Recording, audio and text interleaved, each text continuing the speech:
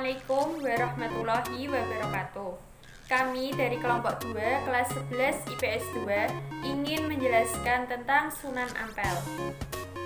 Saya Desti Nur Hayati, absen 9, akan menjelaskan tentang informasi-informasi yang berkaitan dengan Sunan Ampel.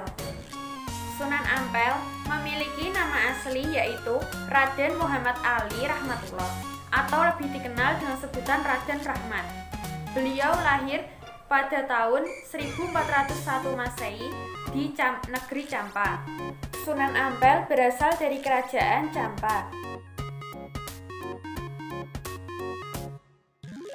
Nama ayahnya yaitu Sunan Maulana Malik Ibrahim atau lebih dikenal dengan nama Sunan Gresik. Nama ibunya yaitu Dewi Chandrawulan.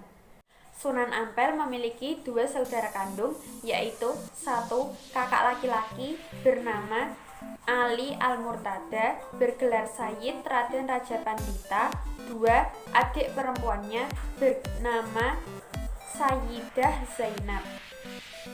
Saya Vicky Baina Ashab, absen 11, akan menjelaskan tentang cara dakwah dan penyebaran agama Sunan Ampel.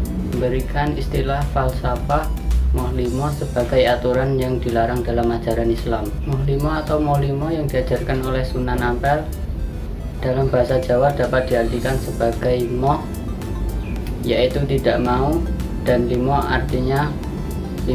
Mohlimo adalah tidak melakukan 5 hal perbuatan dosa yang dilarang oleh Allah Subhanahu wa Ta'ala. Kelima mohlimo dalam dakwah Sunan Ampel adalah 1. Moh main, 2. Moh ngombe, 3. Moh maling, 4. Moh madat, 5.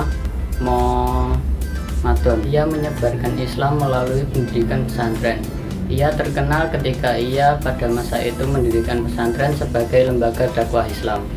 Pesantren tersebut dinamai dengan Pesantren Ampel Denta.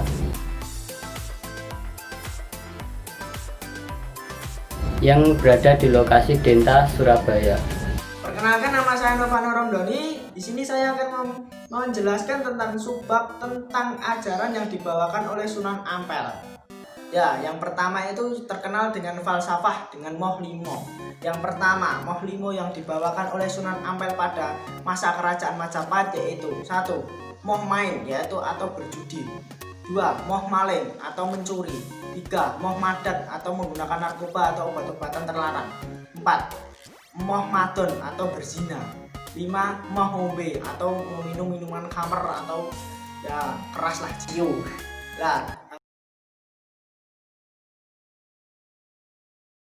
habis itu tetapi diiringi dengan perkembangannya Majapahit, dengan datangnya Sunan Ampel, Majapahit akan memperosotkan akhlak-akhlak yang ada di masyarakat yang bertentangan dengan nilai tantriks dalam kerajaan Majapahit.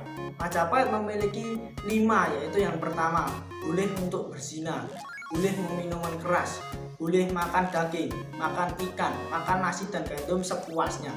Namun kerajaan Majapahit mengira bahwa itu baik, tetapi di sebaliknya itu merupakan hal yang sangatlah buruk bagi Majapahit. Kenapa? Karena masyarakatnya terbebas, walaupun oleh Sunan Ampel, tapi itu masyarakatnya bebas melakukan untuk apa saja.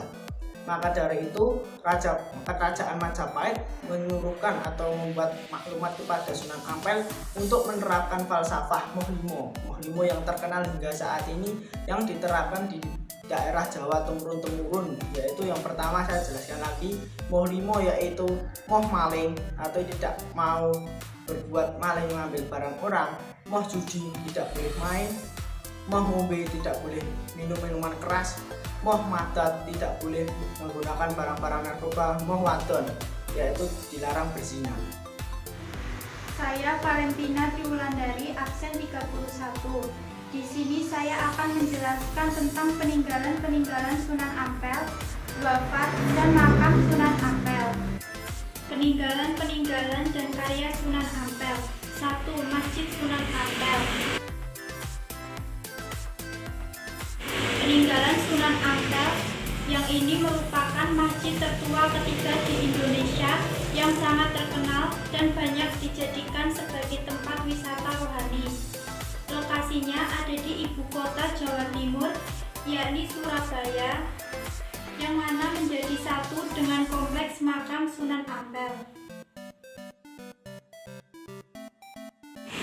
Masjid ini dibangun pada tahun 1421 Masehi oleh Sunan Ampel dan dibantu oleh para santri-santrinya dan sahabat-sahabatnya, yaitu Mbah Son Haji dan Mbah Saleh. Arsitektur masjid ini menjadi sangat khas karena ada campuran gaya Jawa dan Arab ditambah dengan adanya kemasan ukiran khas Hindu-Buddha.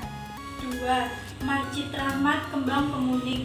Masjid ini juga merupakan masjid yang dibangun Sunan Ampel untuk mendukung kegiatan dakwahnya. Awalnya masjid ini bukan merupakan masjid yang besar, melainkan hanya musola atau semacam surau karena Sunan Ampel harus membuka lahan hutan untuk membangunnya. 3. Makam Sunan Ampel. Makam Sunan Ampel terletak persis di sebelah barat Masjid Ampel.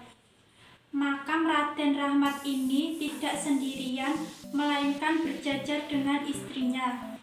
Yang membedakan makam Sunan Ampel dengan makam lainnya adalah bahwa di sekitar makam beliau terdapat pasir putih. 4. Masjid Sunan Ampel. Selain membangun masjid, Sunan Ampel juga membangun pesantren yang sangat terkenal hingga kini.